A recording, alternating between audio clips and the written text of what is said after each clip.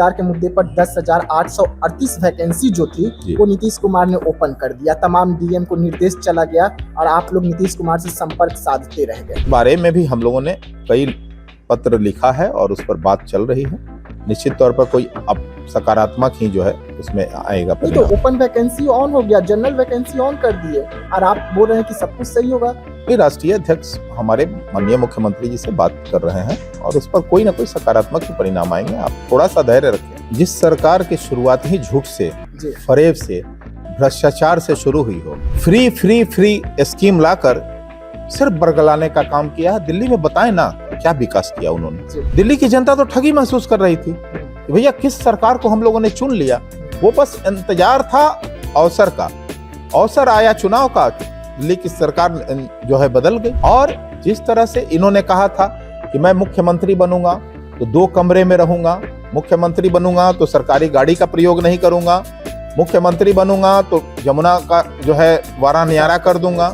भैया ना जमुना साफ हुई, ना आपने 2 कमरे में रहने का काम किया, ना सरकारी गाड़ी का प्रयोग से आप अलग रहे, आपने तो शीश महल बना दिया। नोरमा ग्रुप, जो सोचता है वो करता है, आपके अपने सपनों का आशियाना। नमस्कार, मैं विकास सिंह राजपूत। देखिए, आप हमारा खास कार्यक्रम देख रहे हैं आमने सामने, जहां पर हम सरकार में बैठे हुए लोगों से बात करते हैं। तीखी सवाल होती है, लेकिन आज बात होगी दिल्ली चुनाव से लेकर बिहार की चुनाव पर, क्योंकि दिल्ली में जैसे ही नए साल की शुरुआत हुई वैसे ही एनडीए ने जीत का स्वाद चखा।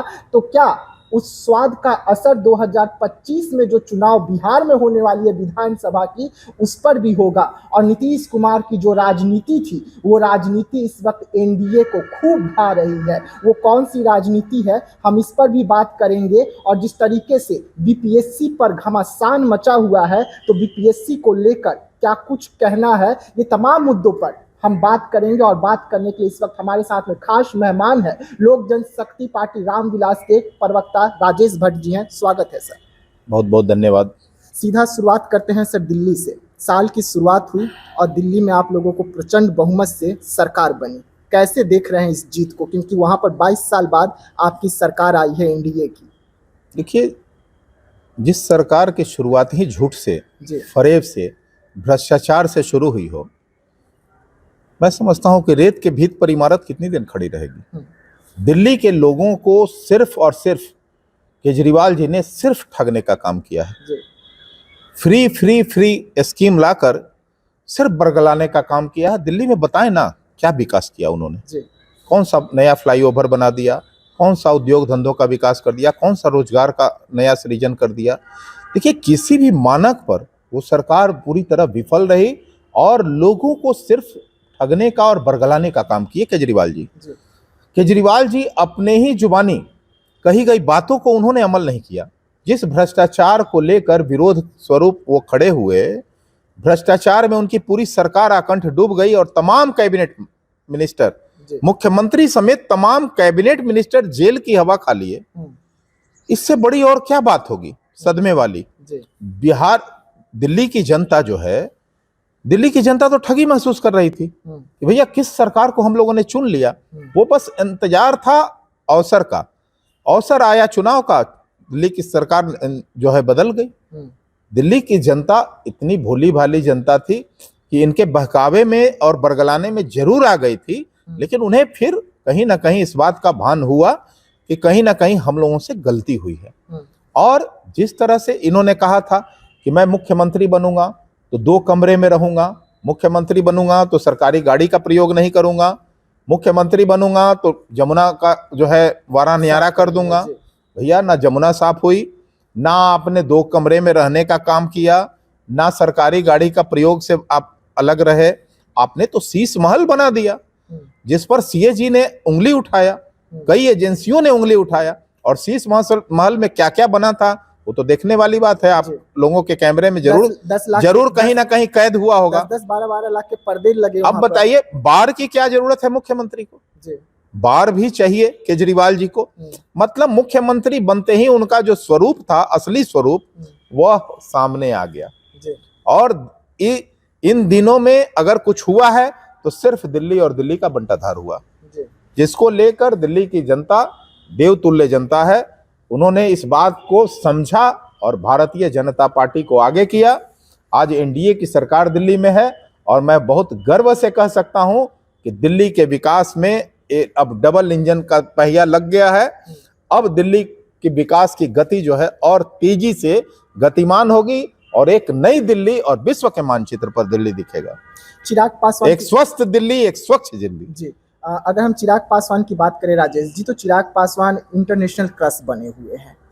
बिहार फर्स्ट, बिहारी फर्स्ट के तहत झारखंड में भी आपको एक सीट मिला जी, यहाँ पर 5 सीट आपको जनता ने दिया जी। लेकिन दिल्ली में वो चिराग पासवान का जादू नहीं चल पाया। आखिरकार दिल्ली में क्या कुछ हो गया जो इतना बड़ा उलटफेर देखने को मिल गया? नहीं, देखिए कम समय था और कई कारण होते हैं चुनाव में कई समीकरण होते हैं।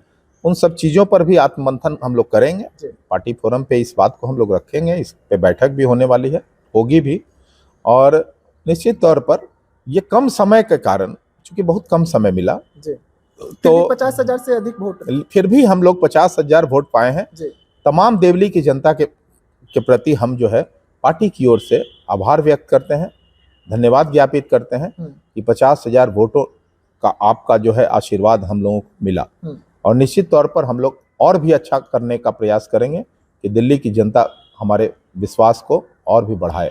बिहार पर आ जाते हैं। दिल्ली की राजनीति में तो खूब धमाल हुआ, लेकिन बिहार की राजनीति में आप लोगों को नीतीश कुमार की जो राजनीति है वो बेहद पसंद आ रही है। नीतीश कुमार की वो वाली राजनीति, जब नीतीश कुमार तेजस्वी यादव के साथ थे तो आप ही लोग चिल्ला चिल्ला कर कहते थे, बीजेपी चिल्ला चिल्ला कर कहती थी कि बड़ा जुल्म कर रहे हैं, कोई भी अपनी मांगों को लेकर सड़क पर उतर रहा है तो लाठियों से पीट दे रहे हैं। आज वही राजनीति आप लोगों को बड़ा पसंद आ रही है। देखिए, नीतीश कुमार जी विकास के पर्याय हैं, इसमें कहीं कोई शक शुबा नहीं है कि 2005 के पहले जो बिहार की स्थिति लालू के जंगल राज में हुई, तो आदरणीय लालू जी ने जो हश्र किया था बिहार का, उससे एक बड़ा परिवर्तन की ओर माननीय नीतीश कुमार जी की ही देन है। और नीतीश कुमार जी की जो विकासवादी सोच है वो कहीं ना कहीं हमारे बिहार फर्स्ट, बिहारी फर्स्ट से काफ़ी मिलता जुलता है। और हमारे देश के यशस्वी प्रधानमंत्री जी का जो स्लोगन है भारतीय जनता पार्टी का कि सबका साथ, सबका विकास और सबका विश्वास, तो ये सुमेल एक गठबंधन के तहत हम चाहते हैं कि बिहार को कैसे हम लोग विश्व गुरु 2047 के साथ हम लोग अटैच करें और आगे ले जाएं। डबल इंजन की सरकार है बिहार में और निश्चित तौर पर बिहार के विकास को एक तेजी गति मिलेगी। अभी आपने देखा होगा कि हमारे राष्ट्रीय अध्यक्ष जब केंद्रीय मंत्री बने, फूड प्रोसेसिंग विभाग हम लोगों को मिला, तो कई ऐसे काम आए। निफ्टेम अभी बिहार में बजट में लाया गया, वो हमारे माननीय राष्ट्रीय अध्यक्ष की देन है। केंद्रीय मंत्री, बतौर केंद्रीय मंत्री उन्होंने वित्त मंत्री से यह आग्रह किया था और देश का तीसरा संस्थान हमारे बिहार को मिला। मैं तो देश के यशस्वी प्रधानमंत्री आदरणीय श्री नरेंद्र मोदी जी को, गृह मंत्री आदरणीय अमित शाह जी को और देश के वित्त मंत्री निर्मला सीतारमन जी के प्रति पार्टी की ओर से आभार व्यक्त करता हूं कि उन्होंने बिहार को प्रायोरिटी पर रखा। वैसे तो हमारे 300 सांसद परसों ही मिलकर आभार व्यक्त किए हैं। आप जो कह रहे हैं कि डबल इंजन की सरकार, तो डबल इंजन की सरकार जो इस वक्त बिहार में देखने को मिल रही है, डबल इंजन की रफ्तार से लाठियां भी तो बरसा रही है, इससे तो आप भाग नहीं सकते हैं। नहीं, देखिए उस पर भी हम लोग लगातार बोलते रहे हैं कि भाई लाठी ना बरसे।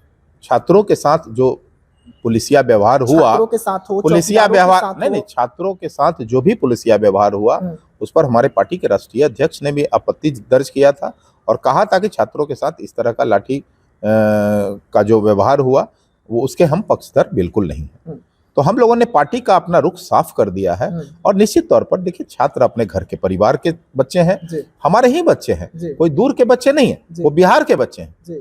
तो हम नहीं चाहते हैं, ये हर चीज का बातों से, विमर्श से, संवाद से जो है रास्ता बनना चाहिए। और निश्चित तौर पर उस पर हम लोगों ने मुख्यमंत्री जी से, माननीय मुख्यमंत्री जी से भी आग्रह किया है। हमारे पार्टी के राष्ट्रीय अध्यक्ष आदरणीय श्री चिराग पासवान जी भी मिले थे। तो निश्चित तौर पर ऐसे कोई भी समस्या आती है तो हम लोग लगभग छात्रों के साथ मजबूती से खड़े दिखते हैं। चिराग जी खड़े हैं, बिल्कुल आप खड़े हैं, बिल्कुल, आपकी पार्टी खड़ी है, बिल्कुल। संभवी चौधरी अलग ट्रेंड पर चल रही है। नहीं, संभवी जी हमारी पार्टी के माननीय सांसद हैं, नहीं, वो अलग ट्रेंड पे कैसे चलेंगे? निजी चैनल को इंटरव्यू देते हुए उन्होंने साफ तौर पे अशोक चौधरी को बचाते हुए कहा नहीं, कि बिहार सरकार सही है अपनी जगह कुछ पर। आपने अवश्य अलग उस बात को समझा होगा, हम्म, समझने में कोई बड़ी भूल हुई होगी, हम्म, लेकिन अलग चलने की कोई बात नहीं है। हमारी माननीय सांसद हैं संभवी जी, और निश्चित तौर पर पार्टी का जो राष्ट्रीय अध्यक्ष की जो सोच है, निश्चित तौर पर उस सोच के सब कोई साथ है। आखिरी सवाल रहेगा आपसे, चौकीदार के मुद्दे पर क्या कुछ हुआ सर? क्योंकि चौकीदार के मुद्दे पर 10,838 वैकेंसी जो थी वो नीतीश कुमार ने ओपन कर दिया, तमाम डीएम को निर्देश चला गया और आप लोग नीतीश कुमार से संपर्क साधते रह गए। नहीं, इस बारे में भी हम लोगों ने कई पत्र लिखा है और उस पर बात चल रही है। निश्चित तौर पर कोई अब सकारात्मक ही जो है उसमें आएगा नहीं परिणाम। तो डीएम को तो आदेश हो गया कि आप लोग वहां पे चयनित कीजिए, ओपन वैकेंसी ऑन हो गया, जनरल वैकेंसी ऑन कर दिए, और आप बोल रहे हैं कि सब कुछ सही होगा। ये राष्ट्रीय अध्यक्ष हमारे माननीय मुख्यमंत्री जी से बात कर रहे हैं और उस पर कोई ना कोई सकारात्मक ही परिणाम आएंगे। आप थोड़ा सा धैर्य रखें, निश्चित तौर पर हम लोग उनके साथ भी खड़े हैं। मतलब ये माना जाए कि अभी भी कुछ संभावना है चौकीदारों के मुद्दे पर चिराग पासवान कुछ बिल्कुल। जादू कर सकते हैं। बिल्कुल बिल्कुल बिल्कुल। चलिए देखिए, राजेश भट्ट जी थे, तमाम मुद्दों पर हम इनसे सवाल कर रहे थे, सवाल का बेबाकी से जवाब भी दे रहे थे, लेकिन इस वक्त बिहार की राजनीति गर्म है। गर्म इसलिए है क्योंकि एक तरफ तेजस्वी यादव हैं, दूसरी तरफ तमाम एनडीए के बड़े दिग्गज नेता हैं जो लगातार रैली कर रहे हैं, और तेजस्वी यादव आज पटना में हुंकार भर रहे हैं, तेली समाज को एकजुट किए हैं और एकजुट करके ये हुंकार जो है पटना में देखने को मिल रही है। लेकिन इसके सामने सीधा सीधा मोर्चा खोला गया है एनडीए की ओर से। आखिरकार ये राजनीति में और क्या कुछ नए परिणाम देखने को मिलेंगे और क्या कुछ नए रंग उभर कर सामने आएंगे, हम आपको लगातार इसी तरीके से खबरों का जो सिलसिला है जारी रहेगा। तो आप बने रहिएगा हमारे साथ, दीजिएगा इजाजत, धन्यवाद।